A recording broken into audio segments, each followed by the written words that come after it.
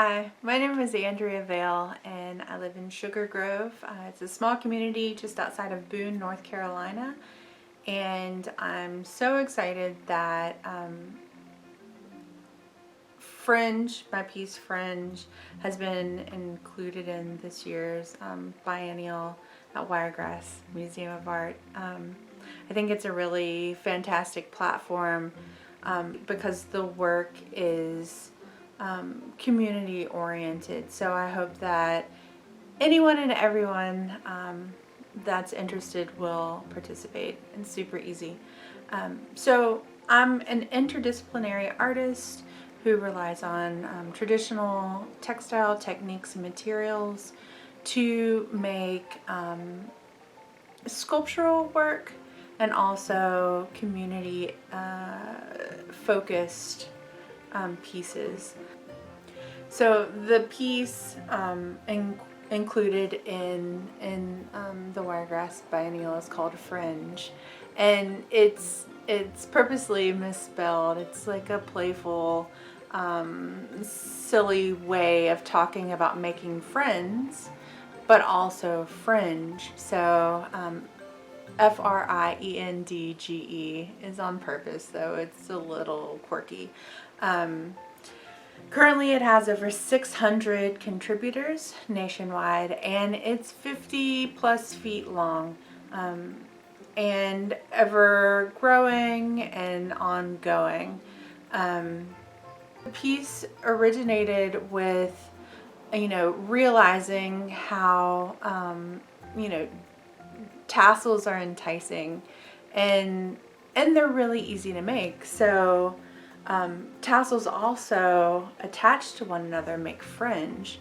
So now I'm not talking about fringe, the title of my piece, but fringe, the decorative element that's ornamental and draws attention to objects. Also that element that borders something, and I started thinking about borders and how borders can be decorative, but also they can play a role to become exclusive.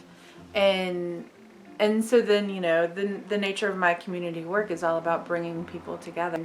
So, if you have this exclusive border, then, how can I make it inclusive, right?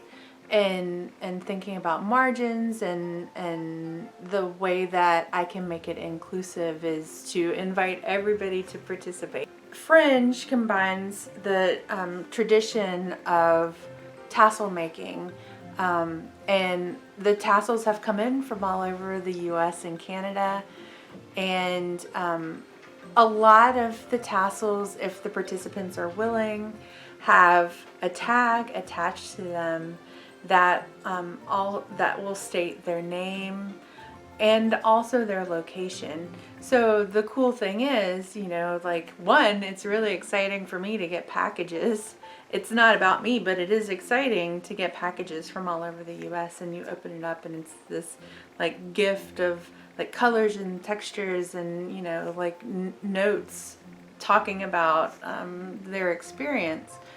But also it's a way to make introductions through handwork of people who may have never met. And I did bring it. I wanted to show it to you, but it's so big that most of it is bound just below me, still wrapped up, ready to ship. But this is a taste of what it looks like. So there's a rope that all of the tassels are attached to, and I do that once I receive the tassels. And like I said, made of lots of different materials, a lot of yarn and thread, but you see here in front of me, the black shiny piece looks like it's made of like VHS tape. And each tassel also has a tag. So for instance, like here, this piece was from Charlotte, North Carolina, and it's right beside of a piece from Nova Scotia. And then I just saw, another tag from Montana. So to me, that's another way to make introductions to people who may have, never met or may never meet. So making tassels is extremely easy. There are a lot of more intricate ways than what I'll show you, but I am excited to show you the quick and easy ways to make them, and look forward to seeing what you make. I'd like to show you the ways that you can make very easy tassels. Also, I'll say that where I'm filming in my front yard is very close to a busy, loud road. So I apologize for that if there are any cars that speed by.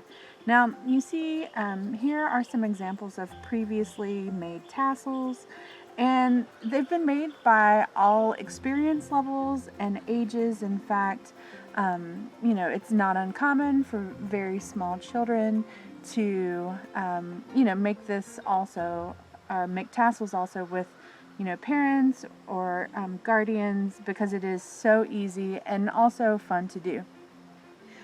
You may choose to use one color of yarn, so you have a solid colored tassel, or you can integrate multiple colors or types of yarns to make, variegated options. Now, you'll notice here, this is a very fluffy tassel. Compared to this is a much thinner version. Now, once we start making the tassels, remember these two, because the more you wrap the yarn, the fluffier it will get. The other thing to keep in mind is you can make them any length you wish. Now, this is a short tassel, and it was probably wrapped around something about this size. Compared to this guy, which is very long, and so what it was wrapped around was much longer. The other thing to keep in mind, once you make your tassel, this section here, this long strand, please don't cut it off, because this is what I'll use to attach it to the rope.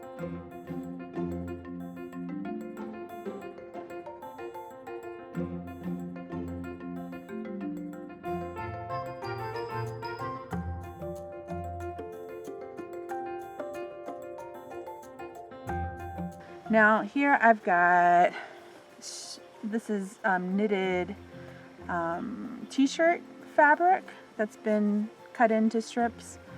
This is a novelty yarn. It's called Eyelash. This is great if you mix it in with another yarn to add some additional movement. Another type of novelty yarn, and then this is an all cotton variety. Now, I've went ahead and gotten started. The first steps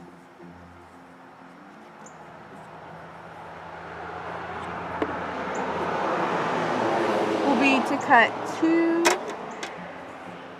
strands that are, anywhere from, I'll say, 6 to 10 inches. You don't need them to be super, super long, but also if you only cut them about 2 inches or 4 inches, that's going to be too short. So 2 strands, about, I'll say 10 inches. And then you start making your tassel. Now, maybe I'll decide to use a different color so that it's easier to see. I'll use this pink novelty yarn. Okay, so I like to use my hand as the base to wrap a tassel, because not only is it easy to navigate, it's also a way to make each tassel more individual and personalized to the maker. If you use your hand to make your tassel, it will literally be the size of you, right? So I'm just going to hold it, and then I start wrapping. Now, you don't want to wrap too tight, because you won't be able to get it off. And you don't want it so loose that it's going to fall off your hand. And remember, the more you wrap, the fluffier your tassel becomes. Now, say I want to integrate a different color or material. I would just cut it off. I grab my next material, yarn, thread, whatever you decide to use, and start wrapping. And I think this looks good for now. And so I'm going to cut it off. Now, the next really important thing is making sure that you don't lose this hole. So I'm going to carefully slide it off my hand, and I'm going to maintain that loop. I'm going to use one of my previously cut pieces of yarn, and I'm going to thread it through that hole. Now, if you want, you can grab a friend. Sometimes it's easier to do this with more than two hands. Or, if you want to go ahead by yourself, you can. Now, I'm going to tie a very tight double knot. You can see I ran it through there. I'm going to tighten it. This is another place that you might need another set of hands. And I'm not going to tie any special knot. If you choose to tie a square knot, that's fine. But if you just want to tie a plain old regular double knot, that is also fine. Now, this is the part, the strand that's going to stay long so that I can attach it to the piece. Don't cut this short. My scissors are probably going to be a little too small for this next step, but I'll make it work. I'm going to cut right here. So the way the tassel will be oriented when I'm finished, this will be the top and this will be the bottom. And all through here where I cut, that's the part that will dangle. So that's why I say it's probably better to have bigger scissors, but with some patience, I'll get there. Okay.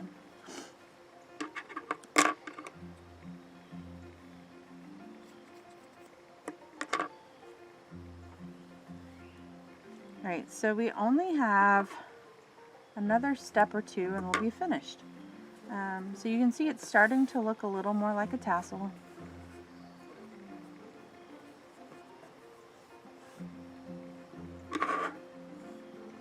This is the second piece of yarn that I cut at the beginning. I'm going to put this over, and this is the step that cinches the tassel to take its shape, to make it, look like a tassel. And I want to tie this very, very tight. If you don't tie it tight, these strands will start loosening. Now, there are lots of fancy knots that you can tie. For the purpose of this project, none of those are necessary. So the last step is just trimming the bottom. And if, I were a very serious tassel maker, I would tape it and get some really sharp, nice, large scissors and cut so that it lines up with a very straight edge along the bottom. But like I said, I'm not so concerned about that for this. Alright, so there's my tassel. The last step is attaching the tag. So